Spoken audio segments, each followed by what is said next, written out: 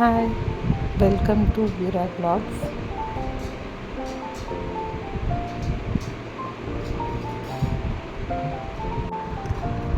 இந்த விலாகில் நம்ம என்ன பார்க்க போகிறோம்னா, வியானுக்கு நான் என்ன லன்ச் பண்ண போகிறேன்னு தான் பார்க்க போகிறோம். நேற்று நைட்டே சொல்லிட்டேன், அம்மா எனக்கு பூரி வேணும் அப்படின்னு சொல்லிட்டு. ஸோ அதனால் பூரி மாவு பிசைஞ்சிட்டு அதுக்கப்புறம் கிழங்கு காய் போட்டு மசாலா மாதிரி பண்ணிடலாம் அப்படின்ட்டு பூரி மசாலா பண்ணுவோம் அந்த டைப்பில்.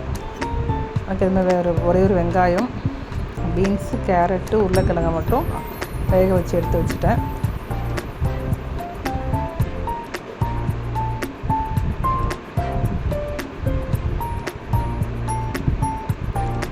அதுக்கப்புறம் நம்ம எண்ணெய் 2 ஸ்பூன் போட்டு கடுகு, ஜீரகம், பெருஞ்சீரகம், 2 பூண்டு நான் இடித்து போட்டு கருவேப்பிலை போட்டுக்கோங்க.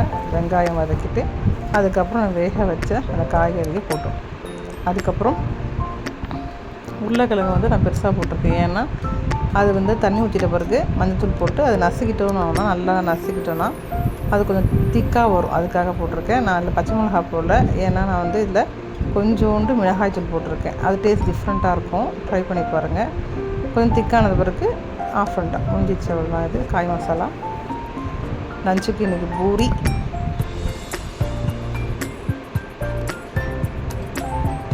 கிழங்கு மசாலா, அப்புறம் ஸ்நாக்ஸுக்கு சுண்டல் கொடுத்துட்டேன்.